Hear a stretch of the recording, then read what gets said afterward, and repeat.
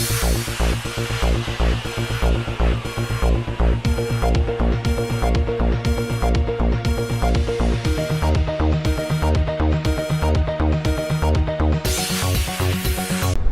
Party कहती है कि अगर हमको मौका मिलेगा तो ओल्ड सिटी में सर्जिकल स्ट्राइक करेंगे।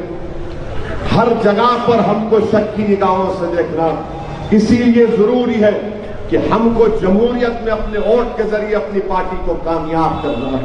और मुझे यकीन है कि हैदराबाद की अवाम हैदराबाद की तरक्की के लिए, हैदराबाद की अमन के लिए एक मौसर जवाब देगी बीजेपी को पहली तारीख के दिन इंशाअल्लाह ताला। मुझे पूरा यकीन है कि नफरत जो पैदा करने की कोशिश की जा रही है, ये नफरत की दीवारें हैदराबाद की अवाम उठने नहीं देगी। ये बीजेपी का पुरानी साजिश है कि हर एक के खिलाफ ये बातें करो कि सर्जिकल स्ट्राइक करेंगे। अच्छा चलिए मान भी लिया जाए कि पाकिस्तानी है बहस के लिए, क्या अमित शाह नरेंद्र मोदी 6.5 साल से सो रहे? कितने पाकिस्तानियों को पकड़े आप? निकालो ना, बताओ हमको, बताओ 100 नाम हमको बताओ, कौन पाकिस्तानी है यहां पर? बताएंगे नहीं। मगर हिंदू भाइयों में नफरत पैदा करने के लिए, डर पैदा करने के लिए कि देखो पाकिस्तानी है, अरे मैं तुमसे कह रहा हूं निकालो उनको। अगर कोई दूसरे मुल्क का रहता है तो गवर्नमेंट ऑफ इंडिया की जिम्मेदारी है, निकालो आप, ये आपकी नाकामी है। इसीलिए मैं मुतालबा कर रहा हूं कि नरेंद्र मोदी अपने सिकंदराबाद के एमपी को जो मिनिस्टर ऑफ होम है, इनको फौरन बरतरफ करे, क्योंकि वो हैदराबाद के और उनके नाक के नीचे पाकिस्तानी है, उनको पता नहीं, कोई काम के लिए फेलियर है, निकालिए उनको आप। और हमको 100 नाम बताइए कौन है पाकिस्तानी, नहीं बताएंगे। शहर में बारिश हुई, बर्बाद हो गए लोग, लाखों की तादाद में पानी आया, 1 पैसा बीजेपी नहीं देती है हैदराबाद के लिए। आज 3 मिनिस्टर आकर रोज प्रेस कॉन्फ्रेंस करते हैं और जिक्र खैर किसका होता है? आपके भाई दूल्हे भाई असदुद्दीन ओवैसी का। कोई बात नहीं करते, ये नहीं बता सकते कि हमने हैदराबाद को इतने करोड़ रुपए दिए, हमने ये infrastructure project government of India का लेकर आए, कुछ नहीं। अगर बीजेपी को अगर आप बोलेंगे कि तुम पाकिस्तान, टेररिज्म, मुसलमान, इस्लाम, ये 5 चीजें मत बोलो, तो वो लोग बोलेंगे भाई साहब पार्टी के साथ चलेगी, खत्म हो जाएंगे। सिर्फ यही बोल सकते, क्योंकि नफरत फैलाना इनका काम है। हम पर इल्जाम लगाते कि हम फिरका परस्त हैं। अकबरुद्दीन ओवैसी ने तेलंगाना की असेंबली में खड़े होकर चीफ मिनिस्टर से मुतालबा किया कि पुराने शहर में लाल दरवाजे के पास जो मंदिर है उसकी तरक्की के लिए आप 10 करोड़ रुपये दो। अब आप बताइए आपने क्या किया? आप तो मस्जिद तोड़ने वाले, हम तो मंदिर के लिए पैसे पूछे गवर्नमेंट से। आप दिलों को तोड़ने वाले, हम दिलों को मिलाने वाले। फिरका परस्ती मदरस कभी नहीं फरोग दी। और मेरा भी जिंदगी का मकसद ये कि अल्लाह जब तक मुझे जिंदा रखेगा इस सियासत में, मैं पूरी कोशिश कर रहा हूं कि 1980 और 1990 का माहौल दोबारा कभी हैदराबाद में पैदा ना हो, कभी ना पैदा हो। क्योंकि ये जो मासूम बच्चे, इनका मुस्तकबिल है। हमने तो हमारी बचपने में हमारे मेमोरीज खराब हो गए। हम तो सुनते थे, हमारे घर के पास आकर नारे लगाते थे। हमने फसादात को देखा, बर्बादियों को देखा। वो लाना ही नहीं चाहते इन बच्चों के लिए। हम तो उनको एक खूबसूरत, एक अच्छा रोशन मुस्तकबिल देना चाहते हैं।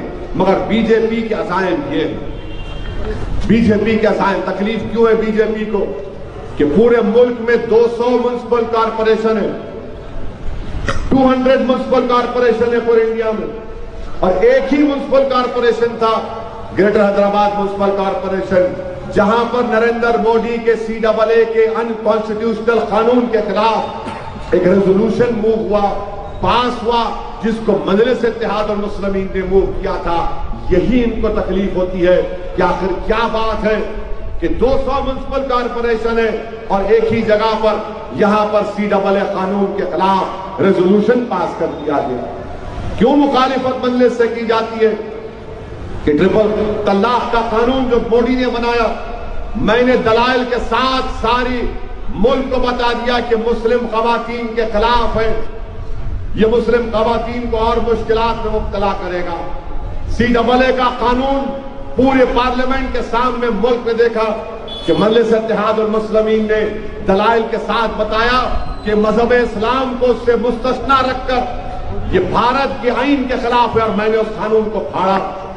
इनको यही चीज पसंद नहीं आती कि आखिर है कौन ये लोग जो पूरे 540 के अवान में सिर्फ 2 हैं और अपनी दलाइल के साथ, अपनी कॉन्स्टिट्यूशन की नॉलेज के साथ हमको एक्सपोज करते रहते हैं और बेबाक तरीके से इनकी मुखालिफत करते हैं। इसीलिए मजलिस के खिलाफ पूरे के पूरे आ जाते हैं। आखिर क्यों पुराना शहर का नाम लिए, कोई और जगह का नाम क्यों नहीं लेते? क्यों नहीं लेते? आप सोचो। आप साहिब समझ हैं, आप जानते हैं कि इनका मकसद क्या है। यहां पर आपकी एक सियासी क़यादत है। हैदराबाद पूरे मुल्क में 5 ऐसे शहर हैं जो ग्रोथ इंजन है। हैदराबाद में अमेज़न का सबसे बड़ा ऑफिस आ रहा है। माइक्रोसॉफ्ट अमेरिका के बाद सबसे बड़ा ऑफिस हैदराबाद में।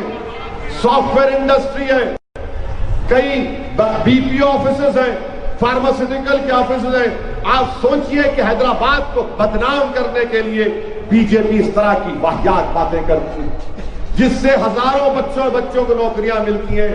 ब्रांड हैदराबाद को बदनाम करने की कोशिश बीजेपी कर रही है एक हकीर बल्दिया इलेक्शन के लिए। मगर याद रखिए, इनके अज़ाइम है, ये इनके अज़ाइम है, ये लोग जो बोलते करते हैं। इसीलिए मैं आपसे अपील कर रहा हूं कि अपने एक वोट का सही इस्तेमाल करिए। कांग्रेस पार्टी में अब दम नहीं है।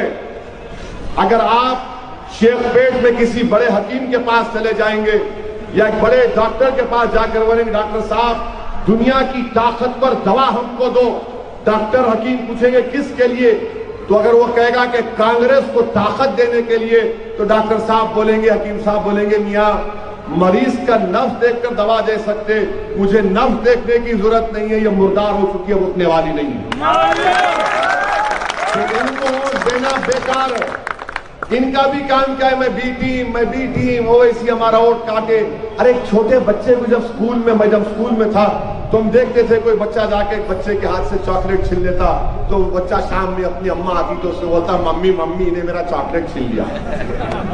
इनका वो हाल हो चुका।